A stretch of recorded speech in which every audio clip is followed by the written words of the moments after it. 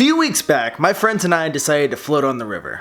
It was the beginning of summer, and it seemed like a relaxing time. The plan was to drink a tad before embarking on our river donuts. And I stress the words "a tad" because as with doing an 8-ball and declaring yourself champion of the gods on the edge of a high-rise apartment at 3:42 p.m. on a Wednesday afternoon in September, things sometimes don't go according to plan. It was early in the morning, somewhere between 4 shots of rum and a finished shared bottle of vodka o'clock. Hard to say, really. By the time we reached our destination, me and one of my friends already claimed our ticket to Wibbly Wobbly Stumblesville. Needless to say, our third close friend had another ticket to "this was my idea and now I'm the DD, you bastards" Ville. To give you a frame of reference, I floated this river copious times sober, and it takes roughly about 2 hours to float on, and has not 1, not 2, not 6, dial it back there, but 3 tube chutes. This particular time, the experience was comprised of about 4 to 7 20-second clips of recollection. The next thing I know, I'm back in our car, safe and sound with everything I came with. Well, that is to say, except for a portion of the alcohol, which evacuated my system because it could see the end of this story. I was later awoken, shirtless, in the back of the car, by my friend's father trying to corral the beast back into the house. I believe I said something along the lines of, "Thank you, kind sir, for your concerns and efforts. But I require nary a thing save for water, and this thermos to collect any bile that may spill onto your floor. I shall return indoors post-haste. Thank you, and good evening." But in reality, it came out something like, yeah. Anyways, eventually I got home and passed out in my bed, only to wake up closer to the post-noon side of the day than I would have liked. I made up my mind to stay home all day, eat, and catch up on some anime.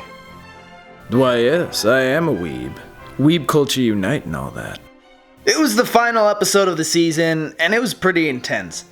Enough to be satisfied, but leaving me wanting more. But more to the point. There was this very brief scene of all the characters returning to school after a rather, let's say, tumultuous summer. A character from the season prior was walking down the hall to the whispered chorus of, "Oh damn, is that Shinzo? Man, he bulked up a little bit." And this man didn't go from Q-tip boy to yoked. It was just a noticeable improvement on his physique. I sat there watching that, and I mustered the only words that I could.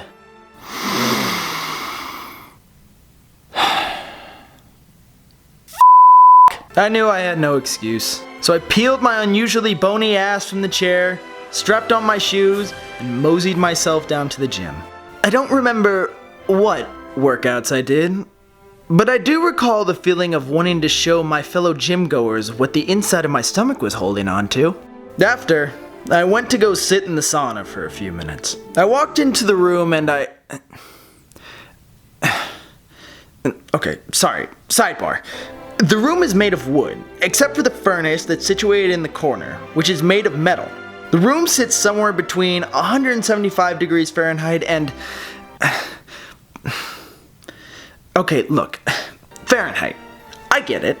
I was born in Spain, but I spent the majority of my life in the States. I grew up with Fahrenheit, and I'm just now grasping kilometers rather than just miles. But those make just as much sense as stones to anyone under the age of 65 outside of the UK trying to weigh something. Look, what I'm saying is, Fahrenheit, it doesn't make sense, but I'm not going to break ground on the Fahrenheit Celsius war today. Anyway, back on track to my off-track rant. Where was I? Oh, right, 175 degrees Fahrenheit. It's hot. Really hot. And my gym hasn't burned down yet. So a toaster in the island, fresh from toasting, won't burn down the house! For the literal one person that was addressed to, I'm probably giving you a cheeky stare right now. For the other 99% of you, use that information as you will. So I sit down for about 10 minutes, And to be honest, it's the devil's anus in there. But it felt good to get out of there. But it felt much better to practice an idea from Stoicism made famous by Marcus Aurelius. And that idea is voluntary discomfort. The act of becoming comfortable with discomfort. As I said, it's about 175 degrees Fahrenheit, with a humidity level of 25%. Unless, of course, that one guy is doing push-ups in there and drenching the seats in sweat, and then the heat evaporates the sweat, leaving me to enjoy a tall glass of this man's thick cloud of sweat after he leaves, and he knows. Always gives me a look if I'm the first one in there as to say, yeah, this is happening. Okay, I gotta stop myself there. No more rants for this video. Done! Anywho, it's very uncomfortable. And I live in a place where the default temperature is uncomfortable. But after sitting there for 10 minutes, the heat assaulting me from the sun coming through the ever-thinning ozone layer. Seriously, we gotta get on that. Link below on how you can leave this world habitable enough for aliens to consider popping by for a drink once in a while. Isn't that bad anymore. 90 degrees actually feels pretty nice. I was told once that your body adapts to its environment. And other than duh, I never really considered how remarkable that is. Live in thin air? Increase lung capacity. Freeze your scrot off in an ice cabin every day? Fret not, thicker skin. Habitate an area where you run the risk of a mild heat stroke if not overly hydrated? Chin up, partner. Thinner skin. Point is, I used to just like how hot it would get. Drive with my windows up, stay inside for the majority of the day. But now I hear people say things like how hot it is, and I think to myself, it's pretty decent out right now.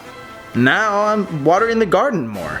I roll with my windows down and save money on gas by not using the AC as much. Even the nights used to be too hot for me. And I wouldn't take my dogs on a walk.